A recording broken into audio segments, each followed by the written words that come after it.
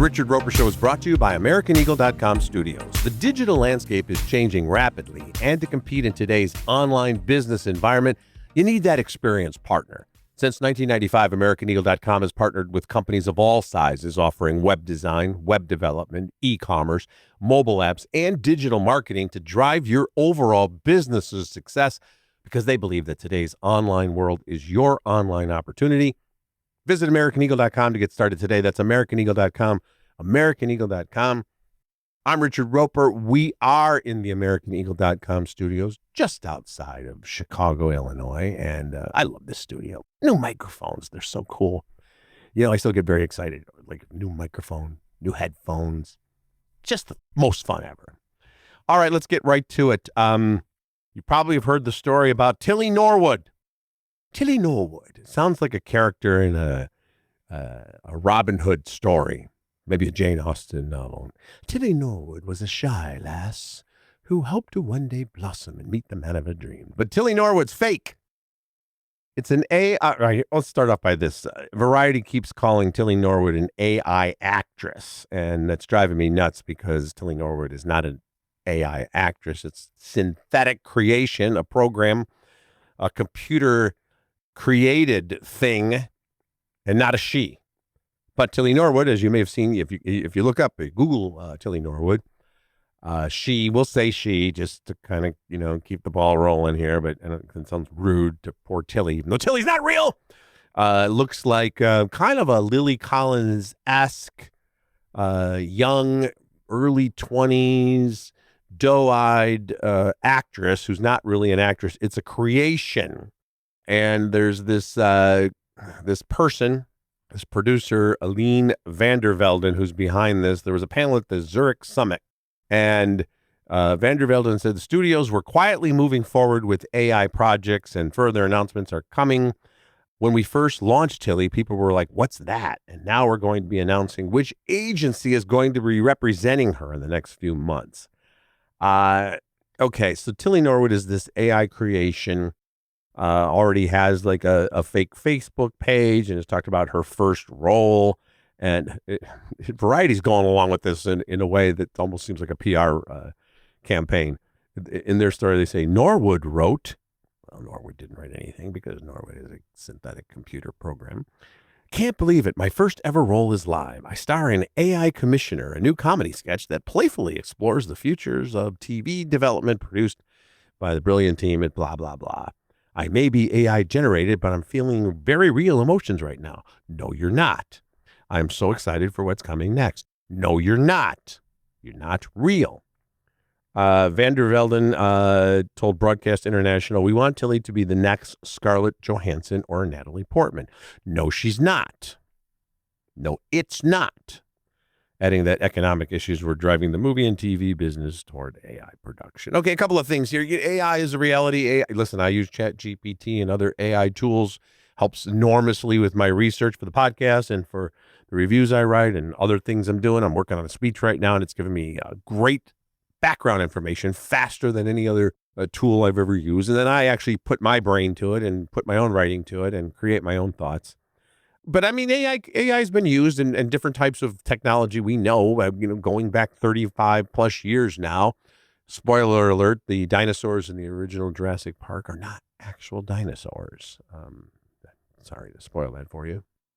We've seen the de-aging process with actors throughout the last 10, 15 years. Sometimes it's really well done. Sometimes it's really creepy, but it's a part of it. And they've done a pretty good job in some of our older actors, seeing them as younger versions of themselves, still using their voices. And there's no stopping this train where they're going to be using voices of actors, a compilation of every word they've ever spoken in interviews and in roles to create things. And it's a slippery slope, but there are definitely some great uses of it. And I've seen some of these demonstrations of AI videos, and some of them look really cool. And wow, it really looks like the Roman Colosseum, and it's really incredible. A lot of times it looks like an AI generated thing.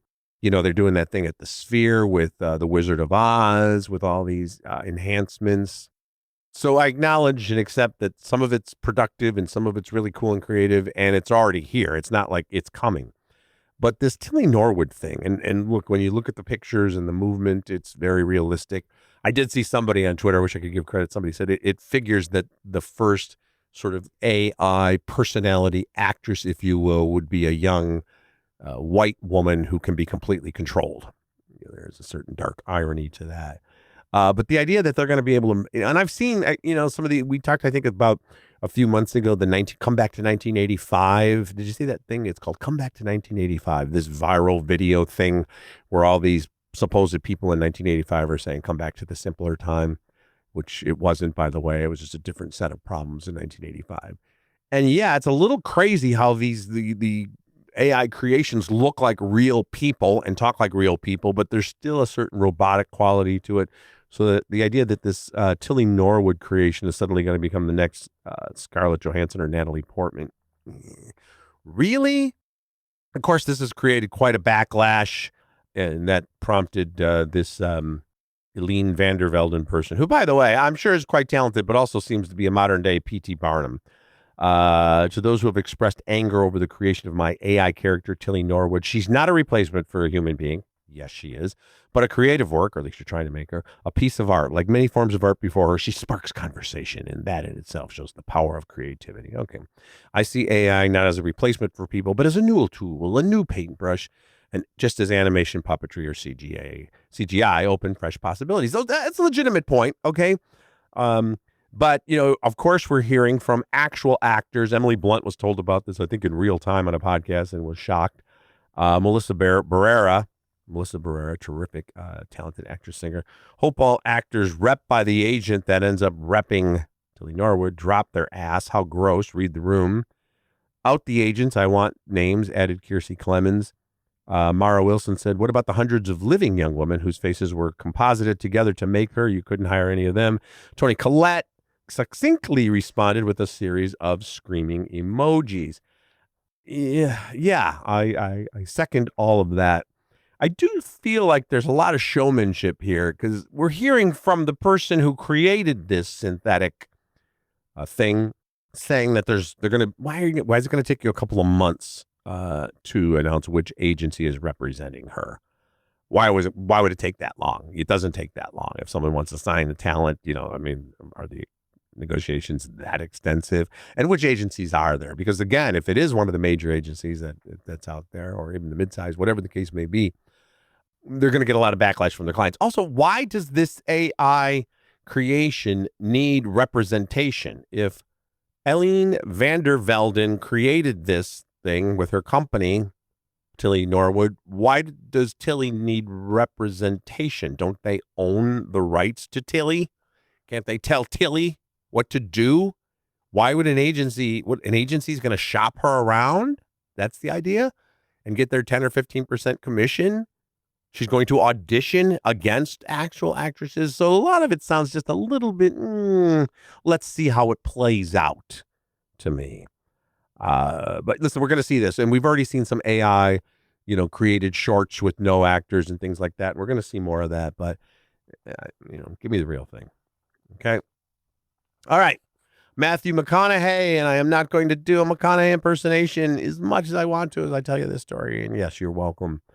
The story about Matthew McConaughey has been making the rounds. He's out there promoting The Lost Bus, which we've talked about. It's on Apple TV Plus. It's from Paul Greengrass, who directed United 93, Captain Phillips, a lot of great, credible, visceral, pulse-pounding films, fictional films based on real-life events. And they're great. He's done great work through the decades. And The Lost Bus is the true story.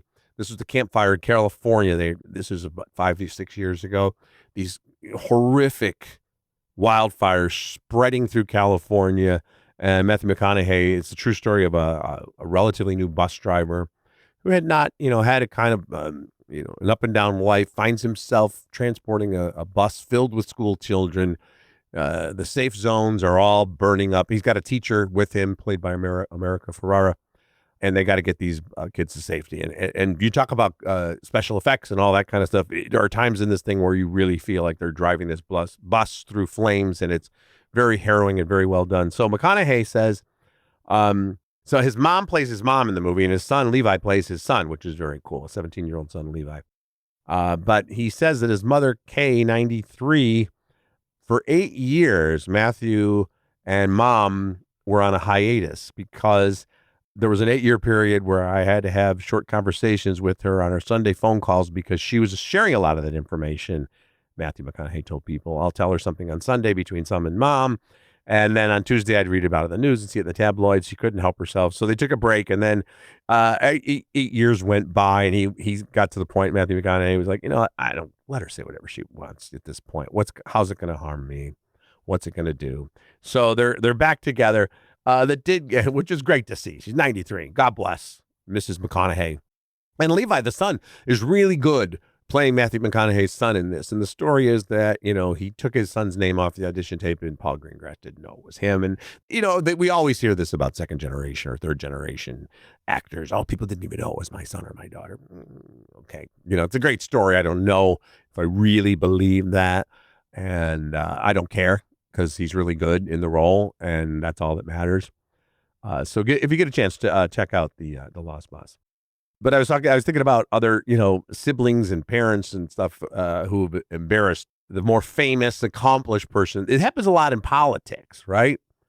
I mean, and not getting into the political, what they did or what they didn't do, but just, obviously Hunter Biden has been a big issue. But going all the way back to you can go back to the early stages of this country. There were siblings and children that sometimes were problematic. And I remember as a kid that Richard Nixon's brother Donald was involved in some sort of thing that people were talking about. And then, of course, Billy Carter, for those of you who remember Jimmy Carter's brother, Billy Carter, he came out with Billy Beer.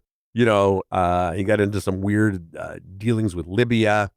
And this is like in the late 70s, Billy Carter. In fact, a friend of mine wrote a screenplay about the life of Billy Carter and didn't get made into a movie, and it would have been great, and back in the day, I think, Philip Seymour Hoffman was someone that was discussed that would have been great playing. And Roger Clinton, Bill Clinton's brother. And then, of course, in showbiz families, a lot of times it's the parent. It's Jade Barrymore with her daughter, Drew. And poor Drew was 10 or 11 years old, and her mom was taking her to the clubs. And you remember all the stuff with Miley Cyrus and her parents, Lindsay Lohan's parents, Michael and Dina. Now you have it in sports, too, with what's Patrick Mahomes' brother, Jackson Mahomes. He was causing a lot of, I don't want to say a lot of grief, but certainly making a lot of headlines on his own. Aaron Rodgers' family, there was this whole public estrangement. And I bet as we're talking about this, you're thinking, think about the people in your life. Let's say you became world famous, and you should be. All of you should be for what you've done. But let's say you became super famous as an actor, an athlete, musician, politician, whatever the case may be. I bet you can think of at least one person in your family that would be a problem for you, right? And maybe you love them to death. They're great. You have a great relationship, and you're like, yeah, they'd be the one who'd be talking to TMZ. Yeah, they'd be leaking stuff. One last piece of entertainment news. The Social Reckoning is the movie that's you've probably heard about that's going to be a follow-up, if you will, to The Social Network, one of the great films of this century, The Social Network. The Social Reckoning is not going to be a direct sequel. They've made that pretty clear now. They just asked Andrew Garfield. He played one of the co-founders of Facebook, Eduardo Severin. He was sort of the moral conscience of the film. Great performance by Andrew Garfield. And he was asked at the New York Film Festival, are we going to see Eduardo in this follow-up? And he said, no, I'm not going to be in it. Eduardo is in Singapore. He's talking about the real life Eduardo. He's in Singapore. He's having a good time. And that is a good point. In fact, I don't think we're going to see any of the actors in this companion piece. By the way, it's going to be written by Aaron Sorkin, who wrote the first one, won the Academy Award, I believe. David Fincher's not directing. Sorkin's going to direct. He's a terrific director as well. So the 2010 film, of course, was all about the origin story of Facebook, while Zuckerberg was at Harvard. And Jesse Eisenberg was so good, one of his greatest performances. And he wisely is also not going to be in this one, although I'm like, he keeps doing those Now You See Me movies, so I don't know. But I think it's a smart move. That was a moment in time, and Zuckerberg was a certain type of character, and he's become a different type of public persona, for better or worse. So this film, Jeremy Strong, the great Jeremy Strong from Succession, is going to play with Zuckerberg. And it's going to have Mikey Madison, who's playing the Facebook employee and whistleblower, Frances Haugen, who, talked about how the platform, allegedly was inflicting real world harm and was taking, people on the platform were inflicting real world harm, and Facebook really didn't take action to correct those issues. And Jeremy Allen White is going to play another reporter, Jeff Horowitz, who worked with Haugen on the investigation. So it's all, I like the idea of it's a new look at what the social reckoning is a great title, because there is a social reckoning there. Bill Burr's going to be in it. So smart, not just to say, let's pick up the story with the same actors and where they are a decade later. Let's do a different take on this. I'm looking forward to it. Some sequels, or whatever you want to call this, seem to have more potential than others. All right, let's take a break. Let's talk about Portillo's, and then we'll talk about the Smashing Machine.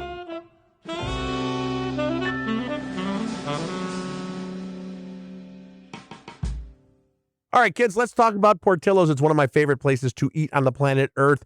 My delivery history will bear this out. I also happen to live within walking distance of one of the Chicago Portillo's. Yes, that's right. I'm that lucky. It is amazing. You could order from the restaurant or the drive-thru, but if it's not near you, you can go to portillos.com, and order. They got French fries. They got all kinds of comfort food. The amazing hot dogs, the Italian beef, the Italian sausage, some really good salads, by the way, if you want to take it a little bit easy, because you want to have a little bit room left for the chocolate cake, the best chocolate cake in the world. Think about it. Portillos.com, Portillos.com. That's how you spell it, Portillos.com.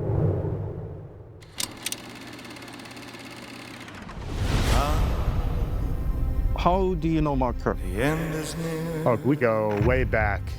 But he's a buddy of mine. Come on, baby. Too much? Never. Too much? No. Please welcome in his Octagon debut, Mark Kerr! Winning is the best feeling there is. It's 40,000 people, Yeah. and they're cheering you on. There's no other high like it in the world. Big, strong man. I love you. I think he wants your autograph. Sure, no problem. No fighting. Okay, that's a clip from The Smashing Machine, the first solo directorial project for Benny Safdie, also the writer, co-producer, and the editor of this. Really well done. I'm recommending it for sure. It's gritty. It's raw. It's rough. It's got Dwayne Johnson, almost unrecognizable in prosthetics, playing Mark Kerr, an early star of extreme fighting when it was really starting to really get out there. Yeah, this is like in the late 90s all the way through the 2000s. It did remind me in some ways of The Iron Claw, which is a great film you should go back and check out from a couple of years ago. This is based on the 2002 documentary, The Smashing Machine, The Life and Times of Extreme Fighter Mark Kerr. Emily Blunt plays Dawn, who is Kerr's partner and then wife. They have a tumultuous, volatile, sometimes violent, disturbing relationship. Ryan Bader is a scene stealer as Mark Coleman, a fellow fighter. A lot of other great supporting work here. So the one thing I would say about The Smashing Machine, there was some talk about, Oscar nomination for Dwayne Johnson. He's definitely taking his acting to a next level, and you got the prosthetics, and he's playing a somewhat tragic, or at least conflicted and troubled real life figure because he got involved with opioid addiction and, the pain of being the Smashing Machine, and you got the prosthetics, all the kind of things that lead to, Oscar type talk. I'm not sure I'm going to put it in the top 5 performances by an actor this year. I think it's great because Dwayne Johnson for 25 years now has been a major movie star and has done some good work, but has far too often taken the easy way out and just played the same kind of role over and over and over again, relying on his incredible physicality and his enormous charm and his likability. But, at some point you're like, well, is this all you're going to be? Because you even look at somebody, you look at Dave Bautista, you look at John Cena, who early on moved to do more than just the big guy that can throw everybody around the room type roles. And I'm all for that. It's a good performance. The film doesn't go super, super deep into the details. It's very precise and raw and gritty, and the fight scenes are tough, and the training scenes and all of that. But it's not this sort of like revelatory look at the life and times of this guy. Unfortunately, it kind of feels a little bit familiar in its telling, and the fight scenes, while well done, to me felt a little bit old school movie actually for such an edgy director as Safdie, because he does a lot of that, cameras way off in the distance as if we're seeing, eavesdropping stuff, immersing us in the story. Really well done. A good film, not a great film. It's called The Smashing Machine. And then we have Anemone. The Invisible Man, Ray Stoker. How long was it, brother? When you went limping off into the woods? What, 20 years? Why did he leave us?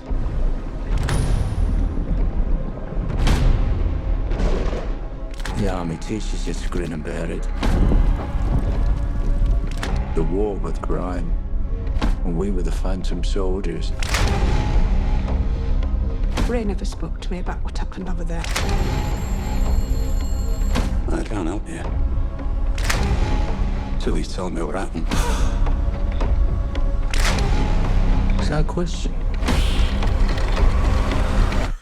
Anemone. Anemone.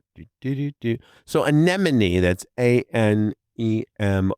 Anemone, which is like a flower plant. First of all, whenever you get into these titles where you have to work on the pronunciation, and it has this, symbolic meaning that we see played out in the movie. Okay, we're going to get into some artsy territory here.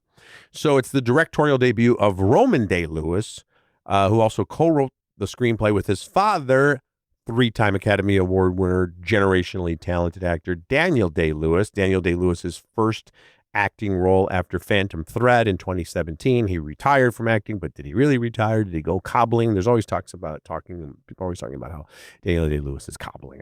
It's one of the many vocations or hobbies or activities he's taken up over the years.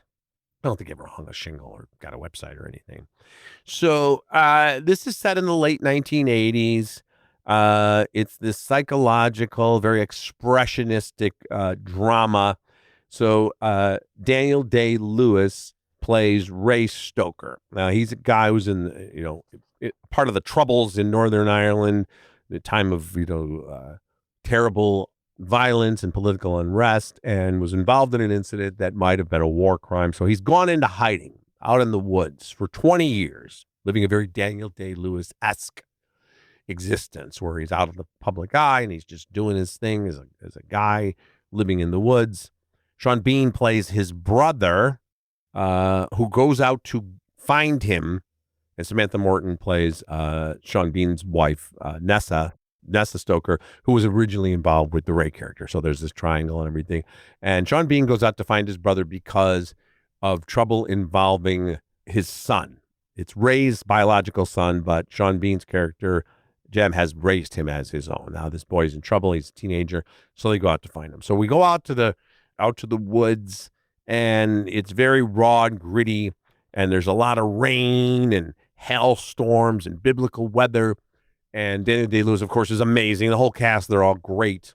There's a lot of brooding, and there's a lot of back and forth, and then they'll fight in the mud, and then they get drunk, and, bringing up the past, and lots of monologues.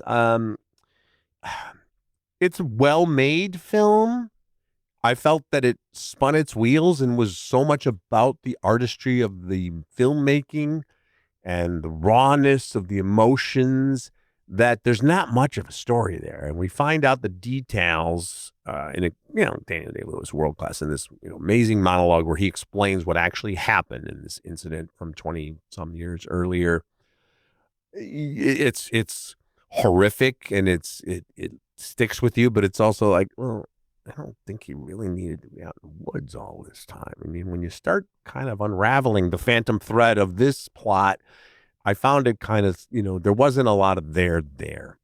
So even though you have the director, Ronan Day-Lewis writing the screenplay with his father, Daniel Day-Lewis. I love the idea of father and son teaming up. We just talked about Matthew McConaughey and his son acting together.